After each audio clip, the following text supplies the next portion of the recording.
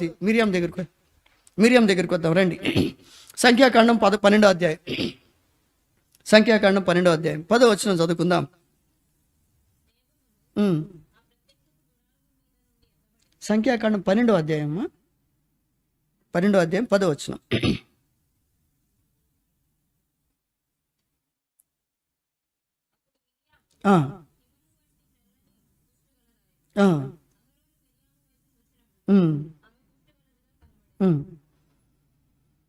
ఇక్కడ మనం గమనిస్తాం చూడండి, 12వ వచనం, 12వ అధ్యాయం 1వ వచనం.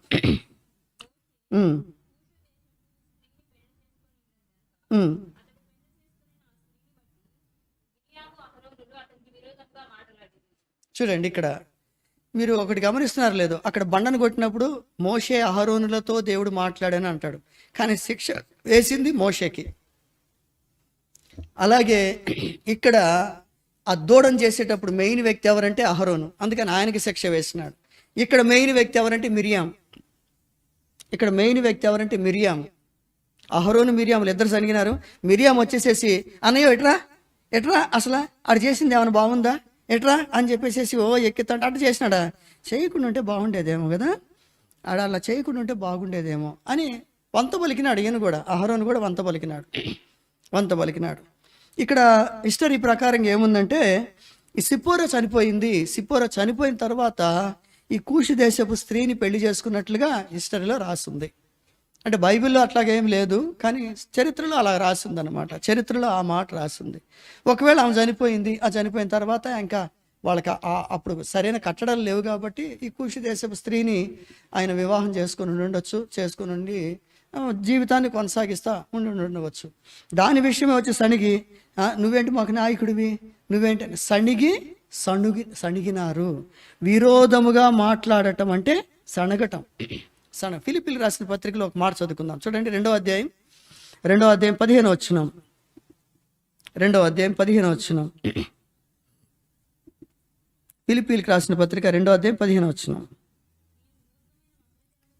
ఈ మూర్ఖమగు వక్ర జనం మధ్య నిరపరాధులను నిష్కళంకులను ఏ నింద లేని వారుగా ఉండేదాని కొరకై, దేవుని కుమారులుగా ఉండేదాని కొరకు సణుగులను సంశయములను మాని సమస్త కార్యములను చేయండి అంటాడు పౌలు. ఈ భయంకరమైన మూర్ఖమగు వక్ర జనము మధ్య మీరు దేవుని కుమారులుగా ఉండేదాని కొరకై, దేవుని బిడ్డలుగా మీరు వర్ధిల్లేదాని కొరకై సణుగులు సంశయములు మానండి అని చెప్పాడు. సణగటం అంటే ఎంతసేపు సణుగుతూ ఉంటారు చూడండి, ఊరికే గొణుగుతూ ఉంటారు, సణుగుతూ ఉంటారు కొంతమంది. ఒకళ్ళ గురించి సణగటం అంటేనండి వాళ్ళ గురించి కాదు, ఇంకొకళ్ళ గురించి ఎంతసేపు కొంతమందికి ఒకళ్ళ గురించి ఉండాల్సిందేనండి. వేరే వాళ్ళు వాళ్ళ నోట్లో నా అంతానే ఉంటారు. ఎంతసేపు ఒకళ్ళ గురించి మాట్లాడుకోవటంలోనే ఉంటారు. తర్వాత సంశయములు అంటాడు. సంశయములు అంటే వాస్తవం కాదు, సంశయము అంటే కాబట్టి అది అవ్వచ్చు అవ్వకపోవచ్చు, యథార్థమై ఉండొచ్చు యథార్థం కాకపోవచ్చు, నిజమై ఉండొచ్చు నిజం కాకపోవచ్చు అనే దాన్ని తెలియజేయటానికి సంశయము అని అంటారు. అంటే డౌట్ అండి, ఇది అవుతుందో అవ్వదో డౌట్. అంటే నిజం నీకు తెలీదు, వాస్తవం అయితే నీకు తెలియదు, కానీ దాన్ని వాస్తవంగా చెప్పేసేసుకోవటం అనమాట అండి. వాస్తవం అసలు ఏం జరిగింది, మోషే జీవితంలో ఏం జరిగింది, అసలు ఏం జరిగితే ఆయన ఆ పని చేసినాడు, ఇవేమీ తెలీదు. అసలు ఎందుకు వాళ్ళు ఎట్లా ప్రవర్తించినారు, వీళ్ళు ఎందుకు ఇట్లా మాట్లాడినారు, వాళ్ళు ఎందుకు ఆ పని చేయాల్సి వచ్చింది, వీళ్ళు ఎందుకు ఏమీ ఆలోచన చేసే పని లేదు, తట చేయటం ఏంటి ఇట చేయటం ఏంటి అని చెప్పేసి చేసుకుంటూ పోవటం. ఒకవేళ వాళ్ళు తప్పు చేసినారో పొరపాటు చేసినారో కరెక్ట్ చేసినారో ఇవన్నీ కూడా ఆలోచన లేనివి. అందుకనే దర్దాపుగా సాధారణంగా అసలు వాటి జోలి వెళ్ళకుండా ఉండటమే చాలా మంచిదండి. మనం అట్లాంటి వాటి జోలి వెళ్ళకుండా ఉండటమే మంచిది. ఇలాగంటే తెలిసింది అలాగంటే తెలిసింది అంటే తెలియలేదు, ఇప్పుడు నువ్వు చెప్పావు కదా తెలిసింది, సర్లేనమ్మా ఇంకా దీన్ని ఇక్కడ నుంచి వదిలేసేద్దాం. అట్టా కాదంట, నీకు తెలీదా, ఇట్టంట అట్టంట అని చెప్పేసి చెప్పుకుంటా దాని గురించి పోవటం. ఇదేం చేస్తుందంటే దేవునికి మోషే అంటాడు, దేవుడు అంటాడు, మీరు నా సేవకుడికి వ్యతిరేకముగా మాట్లాడటకు ఎందుకు ధైర్యం చేసినారంటాడు. నా కూతురు ఆమె, నా కొడుకు ఆమె, కొడుకు అతను, నా బిడ్డలు, నేను నా కుమారుడు అయిన యేసుక్రీస్తు రక్తం ద్వారా వాళ్ళని వెతికి రక్షించుకున్నాను, నా బిడ్డలుగా చేసుకున్నాను. ఇష్టం వచ్చినట్టు మాట్లాడే చేస్తారేంటి మీరు వాళ్ళ గురించి? ఏం తెలిసిందని నువ్వు మాట్లాడుతున్నావు, ఏం తెలిసిందని నువ్వు సణుగుతున్నావు, సంశయం చేస్తూ ఉన్నావు. వెంటనే ఆమెకి ఏమైపోయిందంటండి, కుష్టు వచ్చేసిందంటండి. కుష్టు వచ్చేసిందంట. కుష్టు వచ్చి చూడండి, వారం రోజులు వాళ్ళు అక్కడ ఉండిపోయినారండి. వారం రోజులు వీళ్ళ ప్రయాణం, నీ వలన 6 లక్షల మంది ప్రయాణం 7 రోజులు ఆగిపోయింది. నీ సణుగులు గొణుగుల వల్ల, నువ్వు ఏదో ఊహించుకొని మాట్లాడేసేయటం వలన ఆధ్యాత్మిక ప్రయాణమే ఆగిపోతుంది, ఆత్మీయ ప్రయాణమే ఆగిపోతుంది. చూడండి 15 వచనం. కాబట్టి మిరియాము 7 దినములు పాళెము వెలుపల గడిపెను. మిరియాము మరలా చేర్చబడి వరకు జనులు ముందుకు సాగరయ్యిరి. ముందుకెళ్ళటానికి లేదు, ఇక ఏమైనా పాళెములు వదిలిపెట్టి ఎట్టబోతారు. అందుకని వారం రోజులు ఆగిపోయారు. వాళ్ళ ప్రయాణం వారం రోజులు బ్రేక్ పడిపోయింది ఈమె ద్వారా, ఈ సనుగులు గొనుగుల ద్వారా. పిల్లరా, ఇది చాలా భయంకరమైనది. చాలాసార్లు విశ్వాసులకు ఎక్కువగా ఇది ఒక చెడ్డ లక్షణం అండి. వాళ్ళ గురించి వీళ్ళ గురించి వాళ్ళ గురించి ఊరికే మాట్లాడుకుంటూ ఉంటారు. అసలు ఇద్దరు కలిసినప్పుడు మీ ఇద్దరు గురించే మాట్లాడుకోండి. ఇంకొకరి గురించి తీసుకొని వచ్చి వాళ్ళు ఇట్టగంట కదా, వాళ్ళు అట్టగంట కదా, ఇట్టగంట కదా, వాళ్ళు ఎవరైనా కానివ్వండి, వాళ్ళు లోకస్తులు కావచ్చు, ప్రభు బిడ్డలు కావచ్చు, లేకపోతే ఇంకొకరు కావచ్చు. ఎందుకండి మనకి అసలు వాళ్ళ గురించి అసలు లేనిపోయిన తెప్పలు మనకి ఎందుకంటే తెచ్చిపెట్టుకోవటం. ఏదైనా అది పొరపాటు జరిగితే మళ్ళీ దాని ఉగ్రత వచ్చి పడుతుంది మన మీదకి. కనుక బహుజాగరూకులముగా ఉండాలండి ఈ విషయంలో. ఎవరైనా చెబుతున్నా కానీ దాన్ని తీసేయండి, సర్లేండి చేసుకుంటూ వాళ్ళ కర్మ వాళ్ళు అనుభవిస్తారు, పోని వదిలిపడేది, మనకి వద్దండి బాబు, ఎందుకండి వద్దు, మనం చూసుకుందాం, చక్కగా కొనసాగుదాం అని చెప్పే విధానం ఉండాలి. అందుకనే మిరియాము నష్టపోయింది, ఆమె కూడా తన వద్ద చనిపోయిందండి. ఆమె అక్కడికి వెళ్ళాల, కనాను పట్టణం వెళ్ళాల. అలాగే హేమహేమీలు మీకా చెప్తాడు, 3 ఏర్పాటు చేశాడు లక్షల మందిని నడిపించడానికంటే. మోషే, అహరోను, మిరియాములు 3 కూడా తమ టార్గెట్ రీచ్ కాలేకపోయినారండి. మధ్యలోనే రాలిపోయిన వారుగా ఉంటున్నారు. ప్రియులారా, మళ్ళీ మనం పరీక్షించుకుందాం, మళ్ళీ మనం విమర్శించుకుందాం. ఎలాగుంటుంది మన జీవితాన్ని ఒక్కసారి మనం ఆలోచన చేద్దాం. వ్యర్థమైనవి, అనవసరమైనవి, పనికిరానివి, ఎందుకు మనకు లాభం లేని వాటి విషయాల్లో మనం బహుజాగరూకులంగా ఉంటుండాలి. మనకొద్దసలా మనకున్నవే చాలా ఎక్కువ. ఇవన్నీ మనం వాళ్ళ అనవసరంగా వాళ్ళ మీద వేసుకొని లేనిపోయిన సమస్యలు తెచ్చిపెట్టుకున్నారు. వాళ్ళు చాలా నష్టానికి గురి అయిన వారుగా ఉంటున్నారు. ఇదండి వీళ్ళ 3 చరిత్ర. యెహోషువాది మనం పొద్దున చూసినాం, ఆరాధనలో చూసినాం. ఆయన ప్రత్యేకమైన జీవితము, దేవుని కొరకు ఆయన బ్రతుకుని చూసినాం. ఈ 3 మనం చూసినాం. వీళ్ళిద్దరికంటే కాలేబు, యెహోషువాల కంటే ఉన్నతమైన స్థాయిలో ఉన్నవాళ్ళు ఈ 3. వీళ్ళ బ్రతుకులు ఇట్లా అయిపోయినాయి, ఆఖరికి వీళ్ళ జీవితాలు ఇట్లా అయిపోయినాయి. కనుక నువ్వు నేనెంత చెప్పండి, కనుక బహుజాగ్రత్తగా మన విశ్వాస జీవితాన్ని కాపాడు. అందుకని పౌలు అంటాడు, ఏమంటాడండి, భయముతోనూ వణుకుతోనూ నా రక్షణ నేను కాపాడుకుంటున్నాను అంటాడు. భయముతో వణుకుతో నా రక్షణ నేను కాపాడుకుంటున్నాను, చాలా జాగ్రత్తగా ఉంటున్నాను. నాకెందుకండి, నేను నా దేవుడు, నేనును నా ఇంటి వారు సాలికి, అది ఇంతకంటే నాకు వద్దండి బాబు, అస్సలు వద్దండి అంటాడు యెహోషువ. ఎందుకండి లేనిపోయిన చెత్త అంతా, మున్సిపాలిటీ చెత్త అంతా నా మీదకి ఎక్కించుకోవటం లేనిపోయింది. నాకేమన్నా ఉద్యోగం ఎవరిని ఇచ్చారా? ఎందుకు నాకు వచ్చిన బాధ ఇదంతా? చక్కగా నా కుటుంబం, నేను, నా బిడ్డలు, నా సంఘము సరదాగా దేవుల్లో కొనసాగిపోతూ ఉంటాం. ఎందుకు ఇదంతా కూడా లేనిపోయిందంతా కూడా? లోకంలో ఉన్నదంతా శరీరాశ, నేత్రాశ, అది దేవుని వలన కలిగిందే కాదు, అది మనుషుల వల్ల కలిగింది, సైతాన్ వల్ల కలిగింది అంటున్నారు కదా. అదంతా చెత్త అంతా మాకెందుకండి?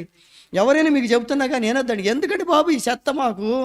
ఎందుకండి ఇప్పుడు ఆమె గురించి మాకు, ఆయన గురించి మాకు ఎందుకండి బాబు? మాకే ఇక్కడ బోల్డ్ ఎక్కువ ఉంది, ఎందుకండి ఇప్పుడు వాళ్ళ గురించి మాకేం వద్దండి బాబు?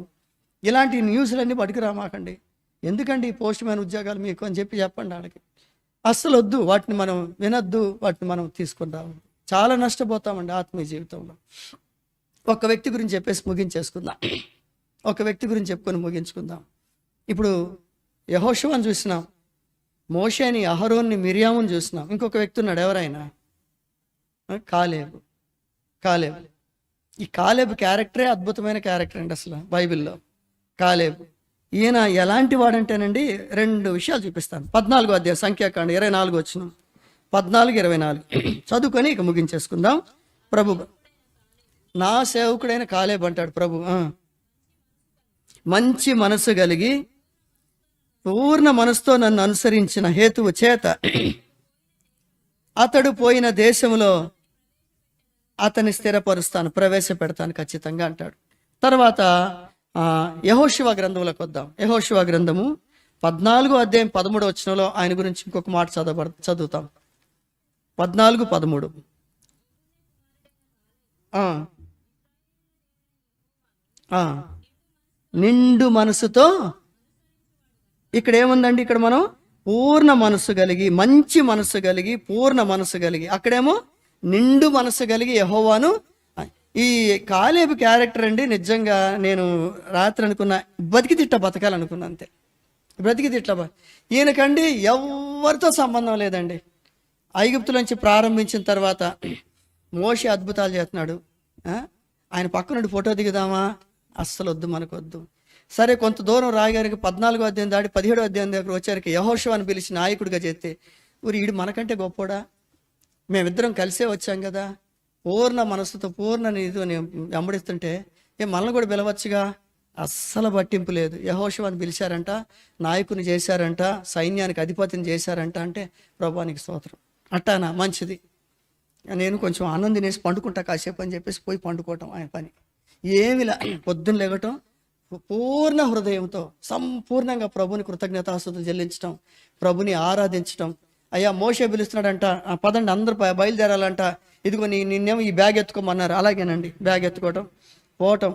యెహోషువ వాడిని చంపాడంట, ఈయన చంపాడంట. అయ్యా యెహోషువతో నువ్వు సమానుడు కదా, నీకెందుకు ఇవ్వలేదు? ఏం వద్దు అసలు. ఏ అధికారాలు వద్దు, ఏ పెత్తనాలు వద్దు, ఏ స్థితిగతులు వద్దు, ఏ ఆధిక్యతలు వద్దు, ఏటి వైపు చూసే పనిలే. తన ప్రయాణం ఏదో తాను, దేవుడు తానంతే. దేవుడు తాను. నేను దేవునికి నమ్మకం ఉన్నానా లేదా? దేవునికి ఇష్టంగా ఉన్నానా లేదా? దేవునికి సంతోషంగా ఉన్నానా లేదా? నా జీవితం ఎవరు నన్ను పట్టించుకోకపోయినా, ఎవరు నాకు సింహాసనం వేయకపోయినా, ఎవరు నన్ను నాకు ఆధిక్యత ఇవ్వకపోయినా, ఎవరు నన్ను గుర్తించ అస్సలు వద్దు. నాకు అవేమీ వద్దు, ఏమీ వద్దు. మామూలు చక్కని క్రైస్తవ జీవితం. తనకేదో తను చేసుకోవాల్సిన పనులన్నీ తాను చేసుకోవటం. దేవుని మందిరం విషయంలో, దేవుని సంఘం విషయంలో తన పనులేవో తను సంపూర్ణంగా నెరవేర్చుకోవటం. అందరికీ ప్రైజ్ లార్డ్ చెప్పడం. అందరూ బాగున్నారు కదమ్మా, మీ అందరి గురించి నేను ప్రార్థన చేస్తున్నాను, నా గురించి కూడా చేయండి అమ్మా, ఉంటాను, పోవటం అంతే. తను చేయగలిగితే చేయటం, లేకపోతే లేదు. ఏ విషయంలో అసూయ లేదు, ద్వేషం లేదు. వాడికి అట్టు ఇచ్చారంట కదా, వీళ్ళకి ఇట్టు ఇచ్చారంట కదా, వాళ్ళని అట్టు చేశారంట కదా, వీళ్ళని ఇట్టు చేశారంట, వాళ్ళని లేపారంట, వీళ్ళని కూర్చోబెట్టారంట, ఇవన్నీ నాకెందుకండి? నేను నా పూర్ణ హృదయంతో, మంచి మనసుతో, నిండు మనసుతో నా ప్రభుని నేను సేవించుకుంటూ వెళ్ళిపోతాను అనుకుని వచ్చేస్తున్నాడు దేవుడు. అందుకని అతనికి ఉన్నతమైన స్థలాన్ని ఇచ్చినాడండి. హెబ్రోన్ అనే ఉన్నతమైన స్థలాన్ని కనాను పట్టణంలో దేవుడు అతనికి, అక్కడ కూడా వచ్చి యెహోషువ దగ్గరికి వచ్చి, యెహోషువ నేను ఎలాగ దేవుడిని సేవిస్తూ వచ్చినాను నీకు తెలుసు కదా, అప్పుడు ఎంత బలం ఉందో ఇప్పుడు కూడా నాకు అంత బలం ఉంది, కావాలంటే చూసుకో, 6 ప్యాక్ కూడా తగ్గల, ఫుల్ పవర్ నాకు. అప్పుడు ఎలాగున్నాను, ఇప్పుడు ఎలాగ. ఎందుకంటే ఏ బాధలు లేవుగా. ఏ బాధలు ఉన్నవాడికేనండి బీపీలు, షుగర్లు అన్నీ కూడా. ఆడట్టు అయిపోతున్నాడు, ఇటు అయిపోతున్నాడు అంటేనే మనకి బీపీలు పడిపోతాయి, షుగర్లు వచ్చేసేస్తాయి, కాళ్ళు చేతులు నొప్పులు వచ్చేస్తాయి, బొణికలు పోతాయి, అరిగిపోతాయి. అన్నిటికీ కారణం ఏంటండి? ఓ చెత్తంత తల మీద ఎత్తుకొని ఆలోచనలు చేయటం వల్లనే. ఎవడెట్టిపోతే నాకు ఎందుకండి అనుకున్నాడు. అందుకని పవర్ అంటాడు. ఏమంటాడండి? అప్పుడు ఎంత బలం ఉందో ఇప్పుడు నాకు అంతే బలం ఉంది, వచ్చుచూ పోతూ ఉండటానికి. కొండకగలవా నాతో పడుదా? చూద్దాందా యెహోషువ, ఫుల్ పవరు. అప్పుడు ఎలాగున్నాను, ఇప్పుడు ఆరోగ్యంగా ఉన్నా. అప్పుడు ఎంత తినగలను, ఇప్పుడు కూడా అంతే తినగలను. హాయిగా ఉంది నా జీవితం. ఇదిగో అయ్యా, మోషేకి నేను అప్పుడే చెప్పా, అయ్యా దేవుడు నీకు, మోషేతో దేవుడు మాట్లాడినాడు, మంచి స్థలం ఇమ్మని చెప్పేసేసి కాలేబు గురించి చెప్పినాడు కదా, అది నేను మళ్ళీ జ్ఞాపకం చేస్తానండి మోషే, యెహోషువ గారు అంటే.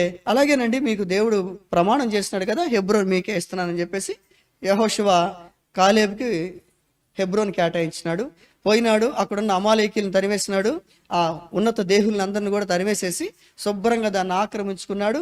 అక్కడ హాయిగా గృహం కట్టుకున్నాడు, సంపూర్ణంగా జీవించేసేస్తా ఉన్నాడు. తర్వాత మీరు చదవండి కావాలంటే. ప్రశాంతమైన జీవితం, ఏ గొడవ లేని జీవితం, ఏ గందరగోళం లేని జీవితం, దేని గురించి ఆలోచన లేని జీవితం. ఎప్పుడు వెనకుండే మనిషి అనమాట. మొత్తాన్ని అందరు నిలిచిపెట్టి వెనకుండి బైబిల్ పట్టుకుని వెనకుండేవాడు అనమాట. అంతే. నేను కనపడాలని చెప్పి ఇటు దూరేసి అటు దూరేసేసి చూశారు నన్ను లేదని ఓ చూసుకునే పద్ధతి అస్సలు కాలేబులో లేనే లేదు. నేను నా ప్రభుకి నమ్మకం ఉంటే చాలు, ఈ సంఘానికి నేను ఏం చేయగలను చేసేద్దాం, ఈ మనిషికి నేను ఏం చేయగలను చేద్దాం, నా వరకు నేను ఏం చేయగలను అది నేను చేద్దాం, కామ్గా ఉందాం. నేను నా దేవునికి ఇష్టంగా నా జీవితాన్ని గడిపాను, దేవుడు ఏం చెబితే అది చేసుకుంటూ పోతాం. ఇదండి యెహోషువ కాలేబులో ఉన్న అద్భుతమైన లక్షణం. పూర్తిగా మరుగు చేయబడి దేవునితో బహు దగ్గర కలిగిన సంబంధం కనుక అది చాలా చక్కని జీవితం అండి. దానికోసం మనం ప్రయాసపడతాం. దానికి ఏ లోటు లోపం లేనివాడు, ఏ బలహీనత లేనివాడు. యెహోషువలో కూడా బలహీనత ఉందండి. ఆ కనాను పట్టణం వచ్చిన తర్వాత గిదియోనీయుల విషయంలో చాలా తప్పు పని చేసినాడు యెహోషువ కూడా. ఏ పొరపాటు కూడా చేయకుండా వచ్చిన ఒకే ఒక్క వ్యక్తి కాలేబు, బయలుదేరిన కానుంచి. ఎందుకంటే ఇతనికి దేని మీద దృష్టి లేదు, తనకు అప్పగించింది ఏదో తాను చేసుకుంటూ పోయే రకమే కానీ ఇంకొక ఆలోచన తనకి లేనే లేదు. ఇలాంటి వాళ్ళు బహుగా వర్ధిల్లుతారండి. చాలా ప్రశాంతంగా ఉంటారు, వాళ్ళు నెమ్మదిగా ఉంటారు, సుఖంగా ఉంటారు, ఆరోగ్యంగా ఉంటారు. ఏ జబ్బులు ఉండవు వాళ్ళకి, ఏ ఆలోచనలు ఉండవు, ప్రశాంతమైన జీవితం జీవిస్తారు. అలా మన జీవితాలను కూడా దేవుని కోసం అర్పించుకొని దేవునికి మహిమకరముగా జీవిద్దాం రండి.